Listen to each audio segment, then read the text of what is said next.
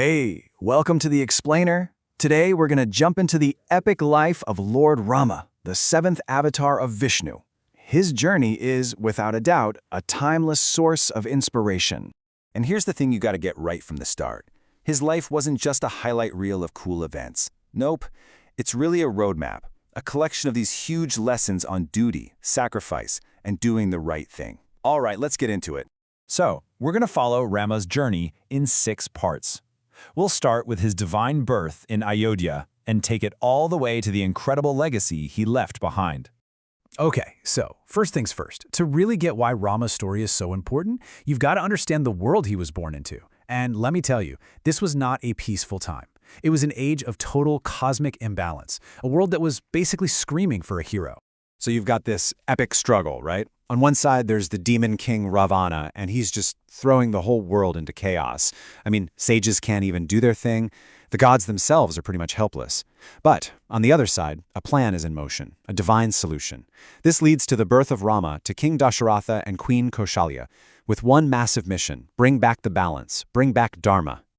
All right, section 2. You might think being a prince is all about luxury, right? Well, not for Rama. His early years, they were less about privilege and more like a masterclass in forging the perfect human being, the ideal leader, right from the very start.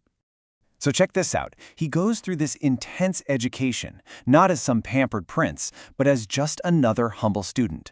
Then, under the sage Vishwamitra, he proves he's a warrior, but also shows this incredible compassion by freeing Ahilya from a curse with just a touch. And of course, the culmination of all this? He fulfills his destiny by marrying Sita, who, by the way, is an avatar of the goddess Lakshmi herself. Just incredible. Now, this is super interesting because it gets to the core of his character. For Rama, whatever his guru said, that was it. It was law. This deep respect guided his biggest decisions, including even competing for Sita's hand. He only did it because his guru told him to. And this right here, this is what made him a total game changer. Think about it. In a time when it was normal for kings to have tons of wives, Rama takes this sacred vow, just one wife, Sita. He basically sets this brand new, powerful standard for what a relationship should be, all about this unwavering one-on-one devotion. Okay, so everything is lining up perfectly. Rama is literally about to be crowned king, and then, bam, fate just throws the biggest curveball imaginable. This is where his journey takes a sharp turn, setting him on a path of hardship that would ultimately define who he was. 14 years. Just let that sink in. That number on the screen, it's legendary. And why? All because of a promise his dad made years ago to his stepmom, Kaikeyi. So just like that, Rama is banished. Not for a little while, for 14 long years. So what does he do? Does he fight it? Does he argue that the throne is his? Nope. He accepts it, with total grace and calmness, all to make sure his father's honor stays intact.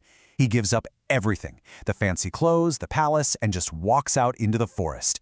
And get this, his wife Sita and his brother Lakshmana, they go with him, no questions asked. That's devotion. And it's out there, in the wild, in the forest, that the real story kicks into high gear. This is where the main event, the central conflict of his entire life, begins to unfold. This is the whole reason he was born.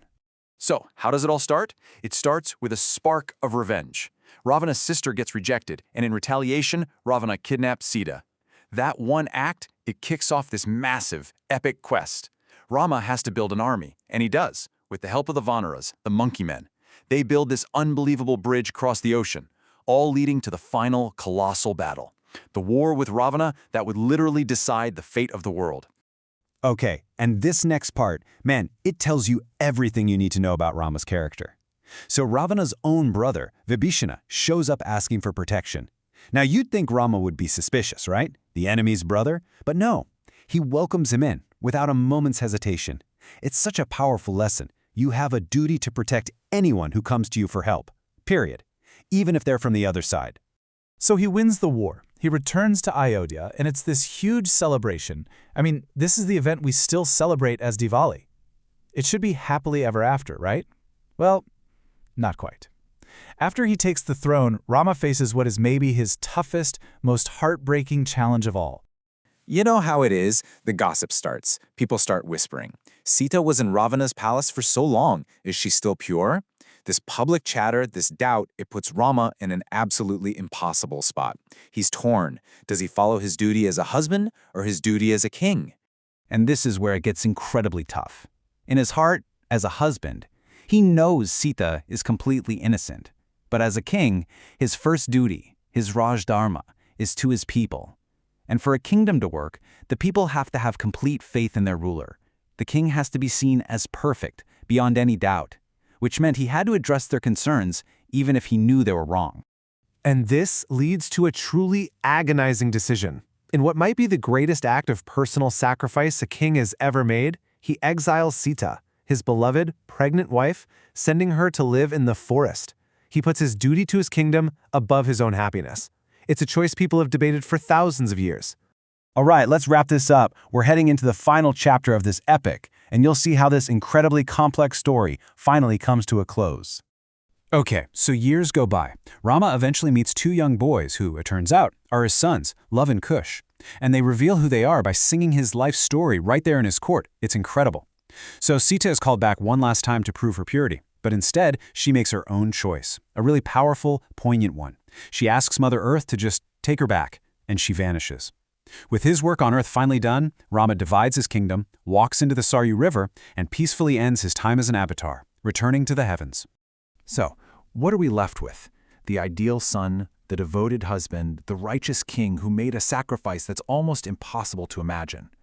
Rama's life is this incredible, complicated story about duty, about doing what you have to do, no matter the personal cost.